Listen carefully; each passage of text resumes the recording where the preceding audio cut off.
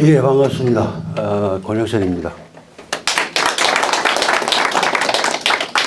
먼저 이 부동산 관련해서 강의를 해달라 그래서 저는 뭐 얘기를 했는데, 이제 제목을 아마 그 폭등, 폭락 부동산 이렇게 해서, 저는 이 부동산을 지금 사야 되는지 팔아야 되는지, 부동산 가격이 오를 것인지 내릴 것인지 이건 모릅니다. 그래서 이렇게 해서 일반적인 어떤 부동산 정책하고 이런 것들에 대해서 말씀을 드릴 수 있지만은 이게 우리가 지금 사야 될 시점인지 팔아야 될 시점인지 그런 건 전혀 아닙니다. 네, 그건 전혀 아니라는 말씀을 드리고요. 앞에서 그 양준호 교수님께서 많은 제가 갖고 있는 생각과 또 비슷한 말씀들을 많이 하셔가지고 사전 지식은 충분히 얘기가 됐다고 생각을 합니다.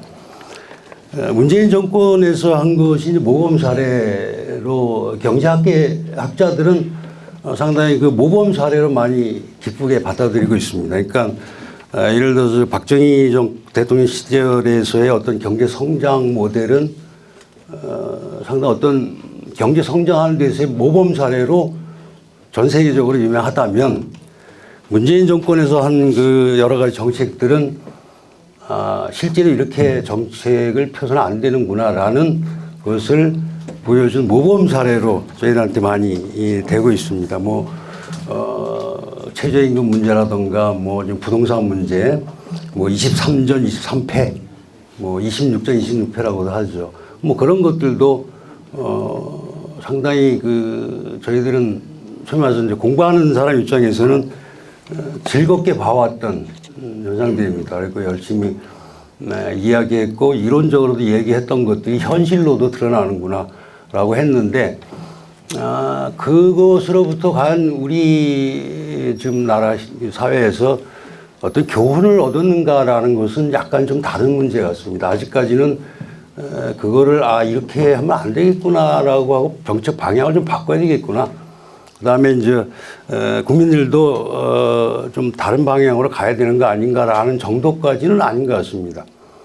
그러니까 무슨 얘기냐면, 예를 들어서 최저임금 문제 같은 경우도 그렇고 이제 부동산 문제 같은 경우도 그렇고 23전 23패를 했다라는 걸 우리가 알고, 하지만은 그것이 잘못된 규제였다든가 아니면은 너무한 규제였다든가 이 정도만 생각을 하지, 정부 규제 자체가 이게 하면 안 되겠구나 라는 정도까지는 가지 않은 게 아닌가라는 생각입니다. 저는 먼저 말씀드릴 것은 어떤 정부 정책을 바라볼 때 가장 기본적으로는 한 두 가지 정도를 먼저 봐야 되지 않는가라는 생각입니다. 그러니까 항상 회의하고 의문을 갖자라는 겁니다. 첫 번째는 그 정보의 문제입니다. 그 정부의 문제는 뭐냐면, 한 가지 예를 들자면 이런 거죠. 여기 연배들이 계시니까 다 아시겠지만, 우리가 불과 한 20년, 30년 전만 하더라도 산하 제한을 엄청나게 많이 했죠. 애기 낳지 말자고. 근데 지금은 애기를 많이 낳자 그럽니다. 낳으라 그럽니다. 과거에 20, 30년 전, 한 30년 전에는 예비군 훈련 가면 정관수술하면 예비군 훈련 빼줬습니다. 애기 낳지 말자고. 그 다음에 애기 셋이면은 아파트 당첨도 안 됩니다. 지금하고는 완전히 정반대의 정책을 폈죠. 자, 그러면 그 당시에 정부는 무슨 정보를 알고 있길래, 미래에 대해서 말입니다. 미래에 대해서 어떤 걸 알고 있길래 애를 낳지 말자고 했고, 그 다음에 한 20, 30년 흐른 지금 정부는 뭘 안다고 애를 낳으라고 하는 걸까? 라는 회의를 갖자는 얘기입니다. 제가 생각하는 건 그렇습니다. 모른다는 겁니다. 아까 우리 양준호 교수님도 말씀하셨지만은 몰라요. 그저 누가 얘기하니까 그런 거다라는 생각이고, 또 하나는 이게 집권의, 정권의 또는 정치인의 표에 도움이 될 것 같다 하니까 하는 거가 아닌가라는 생각을 해보자는 겁니다. 기후 얘기도 마찬가지입니다. 제가 기억하기는 제가 초등학교, 중학교 다닐 때니까 70년대쯤에는 지구가 빙하기로 들어간다고 이야기가 굉장히 많았습니다. 제가 초등학교 다니면서 보았던 어떤 전과 이런 걸 보면은 지구가 빙하기로 들어간다고 그런 얘기가 많았죠. 근데 지금은 지구가 더워진다 그럽니다. 갑자기 30년 정도 사이에. 그럼 그때는 뭘 하고 지금 뭘 하느냐 말입니다. 소위 말해서 이런 정보의 문제가 모든 정책에 들어있다는 겁니다. 제가 이따 부동산 정책에 다시 말씀드리겠지만 부동산 정책에서도 이런 똑같은 정보의 문제를 우리도 갖고 있고 우리 개인적으로 갖고 있고 또 정부도 가지고 있다는 겁니다. 모른다는 거죠. 그 모르는 상황에서 하는 겁니다. 지금 우리 국민연금 얘기하고 있잖아요. 국민연금 뭘 안다고 이렇게 했겠습니까? 그러니까 그런 어떤 생각을 가지고 어떤 정책이 나온다 그러면 일단 그렇게 생각을 해보자라는 거고요. 또 하나는 제가 중요시하는 것 중에 하나는 보이는 것과 보이지 않는 것을 좀 같이 보자라는 겁니다. 예를 들어서 아까 제가 최저임금 말씀을 드렸지만 왜 최저임금 지금도 우리 최저임금에 대해서 이거 하면 안 된다라는 합의는 아직 안 됩니다. 우리 사회적으로. 근데 최저임금이 나쁜 거야라는 것까지는 대충 알겠는데 왜 그걸 알게 됐느냐면 문재인 정부에서 그 전까지는 한 5% 매년 또는 6% 이렇게 올렸는데 갑자기 20% 정도로 올려버려요. 그러니까 5% 올려도 부작용은 생기는 거고 20% 올려도 부작용은 생깁니다. 그런데 문재인 정부는 그게 왜 문제가 되냐면 너무 많이 올렸어요.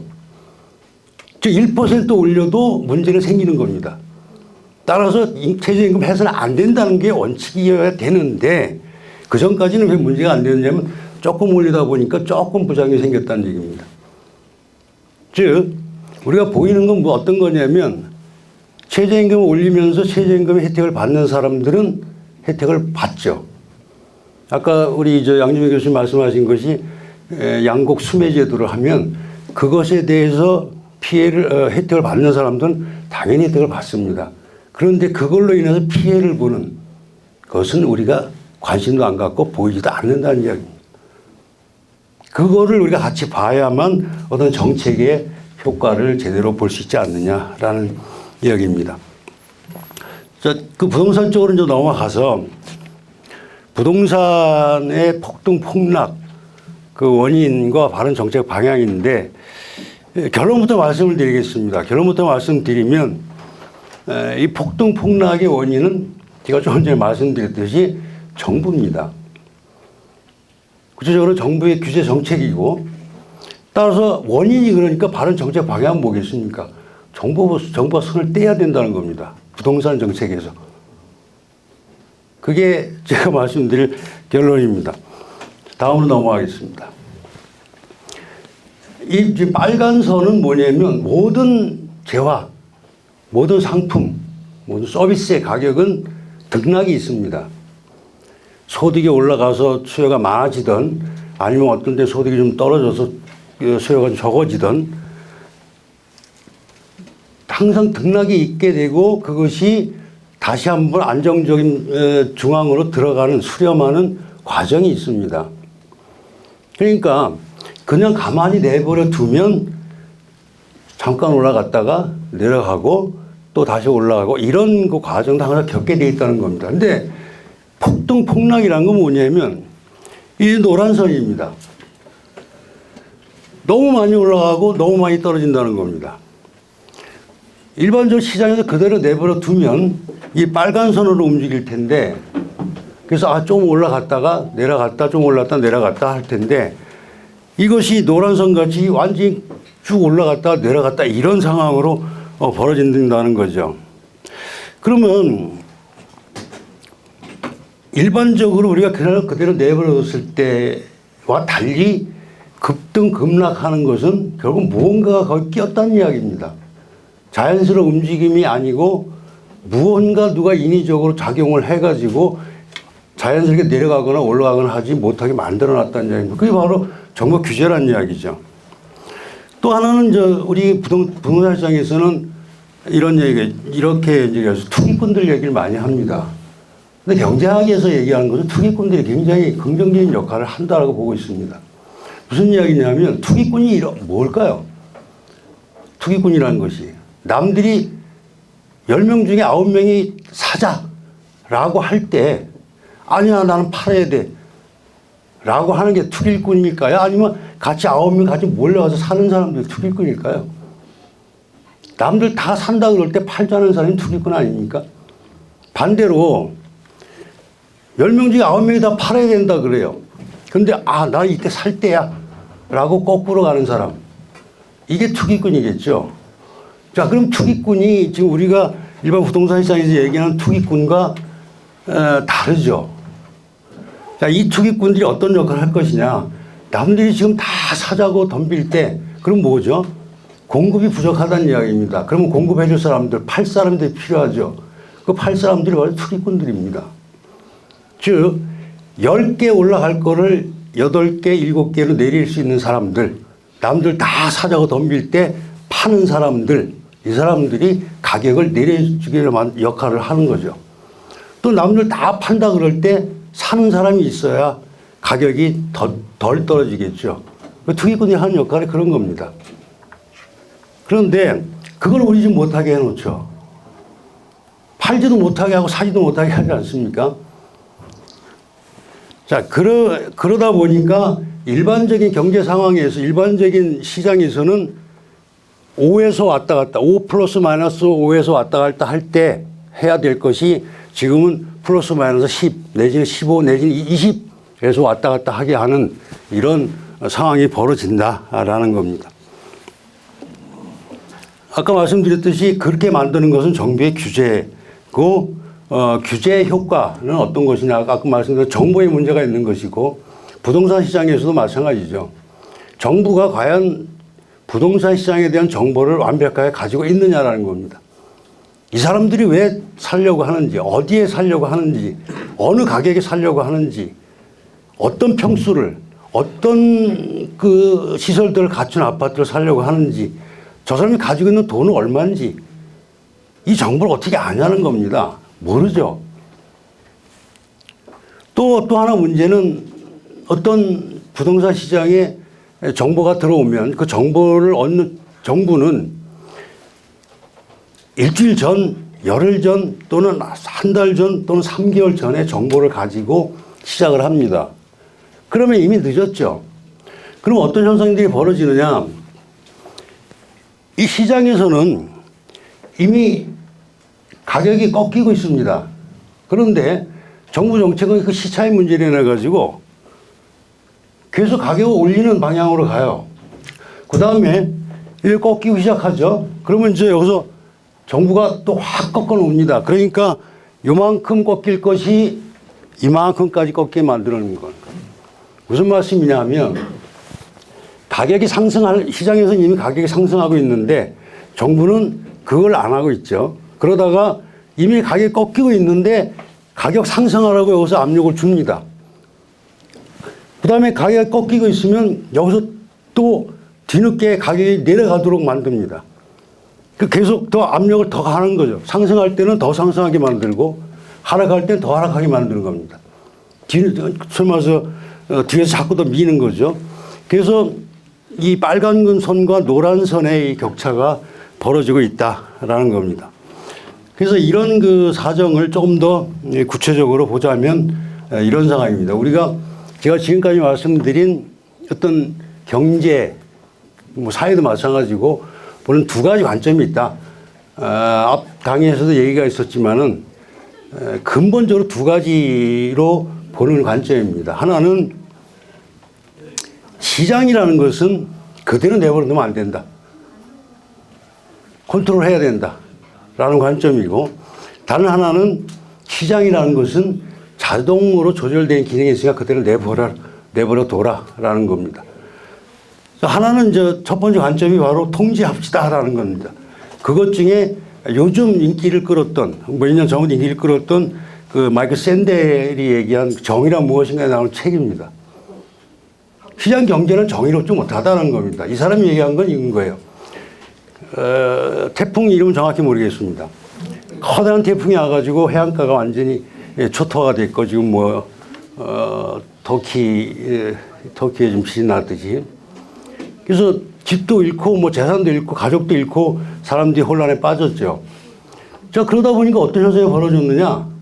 물값도 오르고 음식값도 오르고 그다음에 어디 뭐 잠잘 데가 있어 가보니 갑자기 가격이 뛴 겁니다. 그때 이 사람이 얘기한 건 그거예요. 야, 사람이 죽고 재산도 잃고 이 재난을 당했는데 가격을 올려가지고 돈을 벌어먹어? 이게 시장 경제 아닙니까? 자본주의고. 이게 정의롭지 않다는 거예요. 자, 정의롭지 않으니까 어떻게 해야 되느냐? 정의롭게 만들어야 되겠다는 겁니다. 정의롭게. 어떻게? 국가가 통제를 해가지고. 이 사람 얘기는 그겁니다. 저 노동시장 저임금 받으니까 정의롭지 않다는 거죠. 저임금으로 착취한다는 거 아닙니까? 그러니까 통제해야 되죠. 최저임금 해가지고. 부동산 시장 어찌 하니까 이게 정의롭지 않다는 거죠. 마찬가지입니다. 똑같은 이야기예요. 자, 그 다음에 이제 다른 문제가 있죠. 벌써 200년 전에 우리 이 한민족의 조상인 이 박지원, 이름이 좀 그렇습니다만, 실학사상의 거기 박지원 선생이 이미 200년 전에 이야기를 합니다. 상황은 어떤 상황이면 정조시대 때 흉년이 들었습니다. 그래서 이 한양 도성에 쌀이 없어요. 그러니까 쌀값이 천정부지로 뛰겠죠. 그랬더니 장사하는 사람들이 너도나도 쌀을 팔아먹겠다고 이리 쌀을 다 가져옵니다. 가격이 천정부지로 쏟았죠. 그랬더니 조정 대신들이 어떻게 충고를 하느냐. 이 쌀값이 너무 높으니까 이게 문제입니다. 그러니까 이 쌀값 조져야 됩니다. 그다음에 매점 해석해야 되니까 이거 조져야 됩니다. 라고 얘기를 할 때 박지원 선생은 이렇게 얘기를 하죠. 옛사람이 시장에 인위적으로 개입하지 말라. 인위적으로 개입해서 그 흐름을 끊으면 안 된다라고 이야기를 했다는 겁니다. 장사하는 사람들은 돈이 된다는 것을 몰리고 그것으로 인해서 사람들은 이익을 받는다. 만약에 지금 조정 대신들이 하는 식으로 그렇게 처벌을 하고 가격을 못 올리게 한다면 한양의 식량 사정은 더욱더 어려워질 것입니다. 무슨 이야기냐? 아까 제가 보이는 것과 보이지 않는 것을 말씀드렸는데 만약에 조정 대신들의 의견을 따라서 보이는 것만 본다면 가격을 팍 내려가지고 그 사먹는 사람들은 이익을 보겠죠. 그리고 그것이 정부의 업적이라고 얘기를 할 겁니다. 그냥 보이지 않는 건 뭐죠? 못 사먹는 무지무지하게 많은 사람들이 못 사먹고 굶고 있다는 겁니다. 그건 안 본다는 얘기예요. 근데 이미 200년 전에 우리 뭐 다른 외국 석학을 뭐 얘기할 것도 없이 200년 전에 우리 조상도 시장 경제의 이 원리, 원칙을 파악하고 있고 이것을 현실 정치에다가 합니다. 그래서 정조가 이 얘기를 듣고 알았다라고 해서 안 합니다. 처벌을 안 해요. 그러자 한양의 식량 사정이 해결이 됐다는 겁니다.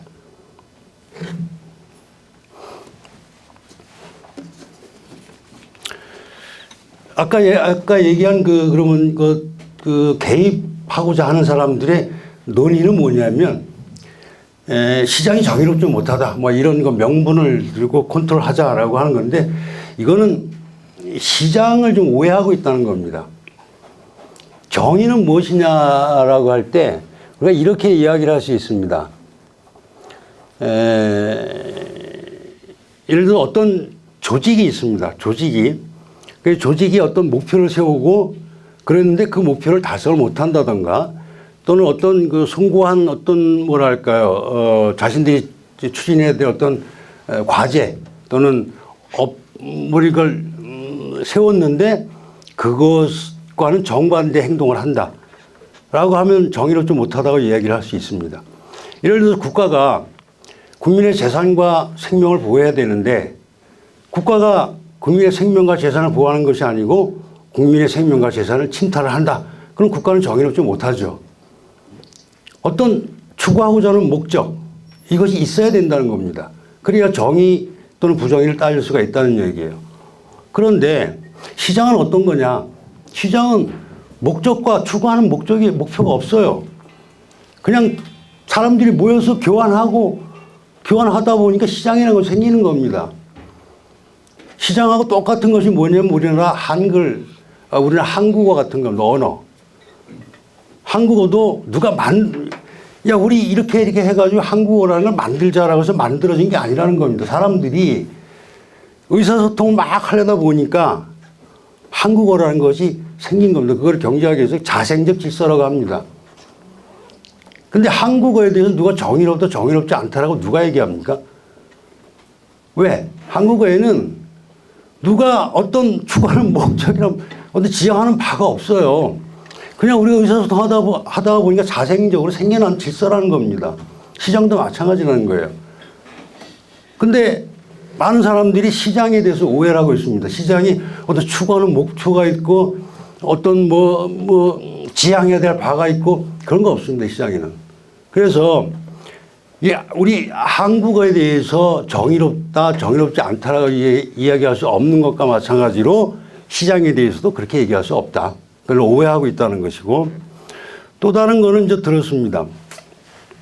샌델은 이 가격에 의해서 움직이는 이 시장경제 자본주의 시스템이 굉장히 불공정하다, 정의롭지 못하다라고 얘기를 했습니다.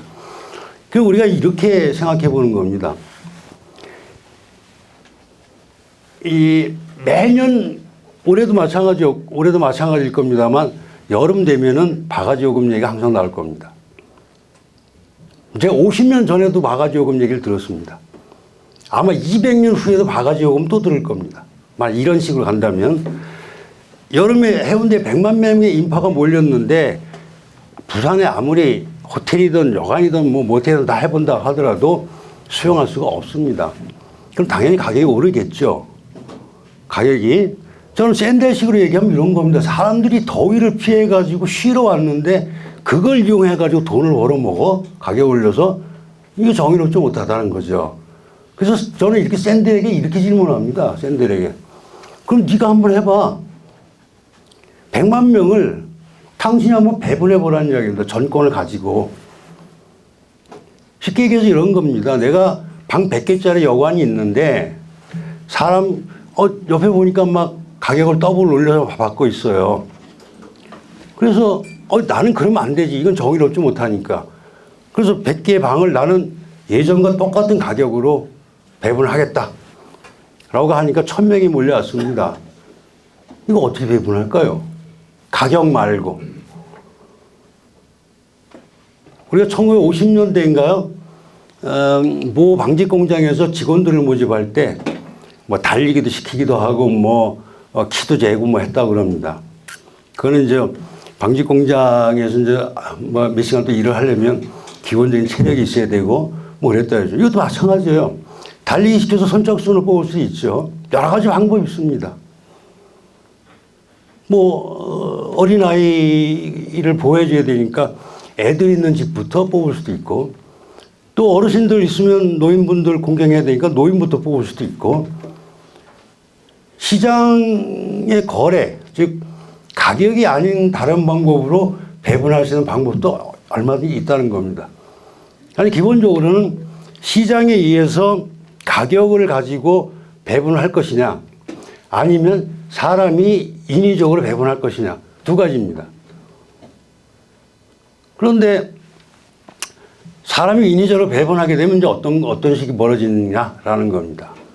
시장에서 가격에 결정하려고 하면 판매자와 구매자가 타협을 할 수 있고, 구매자가 싫으면 안 살 수도 있습니다. 자유의 선택권이 있다는 얘기예요. 그런데 사람이 배분할 때는 선택권이 없습니다. 자기 마음대로죠. 자기 마음대로. 부동산은 어떻습니까? 우리 부동산은? 예를 들어서 지금 우리 아파트를 새로 져가지고 들어갈 때 내가 돈 가지고 들어갈 수 있습니까? 못 들어가죠. 저는 거의, 그러니까 분양 아파트 할 때 보면 정부가 배분하고 있어요. 자기 마음대로. 청약 가점제라는 것도 그런 거 아닙니까? 자기가 점수 정해가지고 그 점수 되는 대로 합니다. 그 청약 가점제의 예를 들면 저는 이렇습니다. 제가 저쪽 서대문구 저쪽에 살 때인데요. 그 천변에 주차장을 이렇게 쭉 해놨습니다. 주차장을. 지금은 이제 각 주차장마다 남발을 새겨놨는데 제가 처음에 이제 교육해가지고 보니까 아무나 그냥 가서 세울 수 있어요. 물론 자기 거를 맡을 수도 있고, 물론 원칙은 맡아서 해야 됩니다. 그리고 동사무소에 돈을 내고, 공영주차장에. 그래서 저는 처음부터 동사무소에 돈을 내고, 요 한 개를 빌린 거죠. 그래서 제 번호에다가 항상 세웠습니다. 그런데 갑자기 정부가 그걸 바꿔요. 어떻게 바꾸느냐? 이제 이거를 의무적으로 하기로 하고, 그 다음에 거기에다가 자기들 생각대로 점수를 매겨가지고 배정을 하겠다는 겁니다. 근데 그 점수를 매기는 것은 어떤 거냐? 요 지역에 몇 년 살았느냐? 요 지역에 몇 년 살았느냐? 그 다음에 뭐가 어떠냐? 이런 비용을 써요. 근데 저는 바로 교육했기 때문에 그 지역에 1년밖에 못 살았어요. 그래서 점수가 가장 낮습니다. 그래서 제가 동사무소를 찾아가서, 야, 도대체 나는 지금까지 내 자발적으로 돈을 내가면서 주차장을 빌려서 썼는데, 이제 그렇지도 않던 사람들이 여기 오래 살았다 그래가지고 난을 쫓아내고 여기에다 다른 차를 집어넣는다. 이게 맞는 얘기예요. 또 마찬가지 다른 것도 많습니다. 이런 이야기들이. 우리 청약 가점제도 그래요. 청약 가점제도 무주택자도 오래 살아야 됩니다. 그 다음에 부모를 봉해했니 이런 것들 점수를 다 하다 보니까 또 편법도 하죠. 모시다면서 모셨다라고 하고 국민들을 전부 이제 그런 식으로 만듭니다. 그러니까 가격에 의해서 시장에 의해서 자원이 배분되도록 할 것이냐, 그렇지 않은 방법은 사람이 하는 방법인데 그 방법은 언제든지 쉽게 얘기해서는 독재적인 방법을 할 수 있다는 이야기고, 그것이 또 효율적인 자원 배분도 되지 않는다 하는 이야기입니다. 지금까지 그 개입주의자들이나 전체주의자들이 이런 사람들이 시장에 대해서 무지한 결과가 바로 이런 것들입니다. 이거 말고도 무수히 많죠. 제가 작년, 재작년에 부산 관련 세금을 신고를 하거나 아니면 이걸 팔아야 되나 말아야 되나 하면서 소위 말해서 세무사들한테 상담을 해보면 세무사들도 모릅니다. 그러니까 이걸 내가 팔면 세금이 어느 정도 나오겠습니까? 라고 물어보는데 세무사들도 현재 상태에서 자기들 모릅니다. 상담해 줄 수가 없어요. 하도 난리를 쳐놔서. 1주택자는 어떻고 2주택자는 어떻고 3주택자는 어떻고 그것만 있습니까? 지금 새로 지어가지고 이게 막 건축 중인 건물이 있어요. 아파트가 2채인데 이 세금은 어떻게 되는지 모릅니다. 너무 복잡해가지고. 그 정도까지 일을 해놓은 거죠. 여기는 다 보시면 아시겠고, 예를 들어서 LTV나 DTI 주택담보대출 비율이나 또는 채무 상환 비율이나 이런 걸 보면 저는 이걸 왜 해놨는지 정말 이해가 안 가는 게, 저걸 하는 거는 그냥 현금 가진 사람만 가서 집 사라는 얘기예요. 현금 가진 사람만. 왜? 일반 직장인이 또 예를 들어 초년생이나 한 2억, 3억, 5억 집에 내가 가지고 있는데 10억짜리 집을 살려는데 대출을 안 해줍니다. 이걸 규제해놓고 나면 이제 어떻게 되냐면 10억 현금 가지고 있는 사람만 가서 살 수 있어요. 그런 거 아닙니까? 그러면 서민하고 중산층은 다 배제시켜버려놨습니다. 이런 것도 참 이상하고, 또 자금 조달 계획에서 이런 것도 있습니다.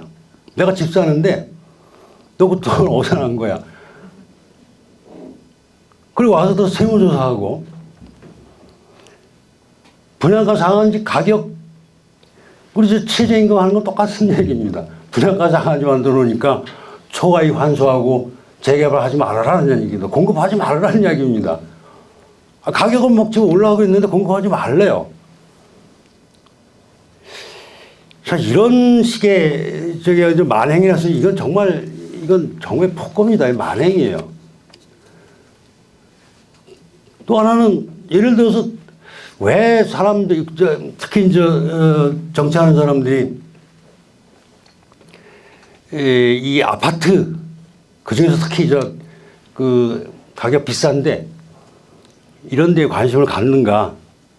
참, 예를 들어 제가 일반 주택을 한 30년 살다가 이걸 개축을 하려고 그래요. 이걸 허물고 다시 지으려고 그래요. 누가 뭐라 그럽니까? 그리고 뭐라 그러면 안 되잖아요. 근데 아파트는 30년 되면 재건축하면 안 된다는 거예요. 그래서 40년으로 늘려버려요. 이거는 왜 되는 거죠? 그 재산은 그것도 제 사유재산입니다. 물론 지분을 갖고 있지만. 근데 그것에 대해서 정부가 왜 들어와가지고 너는 30년 된 거는 부수면 안 돼. 40년 돼야 돼, 최소한. 왜 그래야 되는 겁니까? 주택에 대해서는 별로 얘기가 없는데. 여러 가지 참 이해 못할 일들이 많이 생기고 있습니다. 저도 역시 시간이 그러네요. 자, 우리나라 그 부동산 정책의 목표를 먼저 보겠습니다. 저는 두 트랙으로 가야 된다라고 생각을 해요. 정부가 어차피 필요한 역할을 할 수 있다라고 저도 인정을 합니다. 그렇기 때문에 두 가지로 보는데, 일단 부동산 시장 안정화라는 것은 제가 지금까지 말씀드렸듯이 그냥 시장 경제의 메커니즘을 맡겨버리자라는 겁니다. 자유롭게 살 수 있도록 하고 팔 수 있도록 하고, 대출 규제, 은행이 알아서 하겠죠. 그래서 그거는 시장의 메커니즘으로 맡겨놔서 시장이 자동적으로 조절할 수 있도록 하자. 그러면은 지금보다 훨씬 더 안정적으로 갈 것이다라는 거고, 두 번째 이제 정부가 관심을 가져야 될 부분은 이제 서민이나 취약계층, 이 사람들의 주거를 어떻게 확보해 줄 것이냐. 이건 복지정책 차원에서 접근을 해야 된다라고 두 가지로 좀 나눠서 생각하자는 겁니다. 쉽게 얘기해서 이런 겁니다. 내가 내 돈으로, 내 능력으로 벌어서 먹고 살 수 있는 사람한테 무슨 뭐 이렇게 해라 저렇게 해라 관심 두지 말자는 얘기입니다. 대신 자기 능력으로 벌어먹지 못하는 사람들, 이 사람들은 정부가 도와줄 수 있어야죠.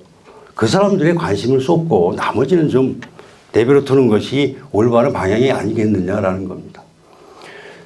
이런 관점에서 봤을 때 현 정부의 이제 정책이 부동산 정책이 계속 지금 나오고 있는데, 제가 느끼는 건 그렇습니다. 방향은 맞습니다. 그러니까 지금까지 쌓여 있는 규제들을 좀 풀어주는 것, 완화해 주는 것.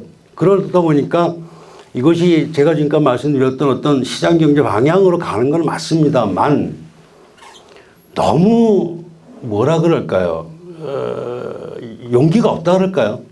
너무 좀 땜질식의 그냥, 예를 들어서 규제 5년짜리를 규제 3년으로 한다든가, 뭐 100%짜리를 뭐 50%를 줄여놓는다, 이 정도로 하고 있다라는 겁니다. 좀 더 과감하게 풀어버린 것이 맞지 않는가라고 해서, 저는 그 정부 실패 부작용, 지금까지 나타난 부작용을 좀 축소하는 정도이고, 방향은 물론 맞다라는 생각이고요. 그 다음에 서민 취약계층 주거 안정은 어떻게 할 것이냐. 임대차 3법이 이런 걸로 해가지고 민간의 어떤 그 전월세 주택을 막아버리다든가, 그거를 그냥 막 꽉 막혀있게 하지 말고 그런 걸 역시 푸는 게 낫고, 그런 공공임대주택 쪽으로 확대를 하자라는 겁니다. 만약에 하려면. 그런데 이제 문제는 지금 저 오른쪽에 있는 게 지금 서초동에 뭐 계획을 한 건지 그렇습니다. 그러니까 공공임대주택을 짓는데 역세권에 아주 요지에 땅값 무지무지 비싼 데다가 공공임대주택을 짓고는 값은 절반 3분의 1 값으로 준다는 겁니다. 저는 공공임대주택은 이래서는 안 된다고 봐요. 그것은 시장을 교란시키는 겁니다. 그럼으로써 민간의 임대주택을 또 몰아내겠죠. 얘는 그렇게 안 되니까, 민간은 그렇게 제공할 수가 없으니까.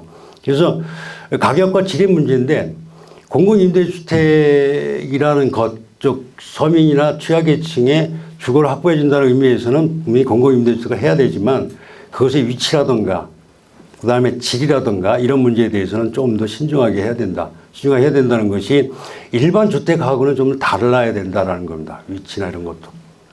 그래야만 시장에 대한 어떤 부작용, 시장에 주는 부작용을 최소화할 수 있다라는 거고요. 그래서 결론적으로 땅도 주택도 사유재산이다라는 겁니다. 아파트 그것도 역시 내 사유재산이니까 그것에 대해서 과도하게 침해하지 말아라 라는 거고, 그래서 사유재산 보호와 자유시장 경제 국가에 맞는 정책을 운영하자 제가 말씀드린 거고요. 그 다음에 철저한 규제는 철저한 몰락이다. 지금까지 23조 23패 한 건 규제를 하면 할수록 문제는 더 커진다라는 겁니다. 그래서 마치면서 제가 한 것은 사람들이 어떤 정의라든가 이런 걸 가지고 하는데 두 가지의 이야기가 있습니다. 국가를 언제나 지상의 지역으로 만들어 온 것은 정확히 인간이 그것을 천국으로 만들 노력의 결과였다. 저는 문재인 정권 이런 사람들이 국민들을 이렇게 못 살게 하려고 그렇게 했다고 생각하지 않고, 물론 나름대로 그 사람들도 잘 살게 하고 싶어서 했다고 생각을 하지만 그 노력이 지옥을 만든다는 겁니다. 두 번째 또 하나는 레프케라는 그 독일의 자유주의 경제학자가 얘기한 건데, 복지정책, 정의 다 좋다는 겁니다. 어느 방향으로 가야 될 것이냐. 사람들이 자기 집, 부동산을 얘기하면 자기 집 가지고 자기 집을 사서 살 수 있도록 방향이 그쪽으로 가야지. 지금 우리 방향은 어떻습니까? 자기 집 못 사게 만들고 공공임대주택이든 어디 임대주택에 들어가 살으라는 얘기가 굉장히 많습니다. 이거 방향이 잘못됐다는 얘기입니다. 가능하면 임대주택 들어가지 말고 가능하면 네 돈으로 집 사가지고 네 집에서 살아라 라는 것이 올바른 복지정책 방향이고, 그것이 또한 진정한 진보다라는 이야기입니다.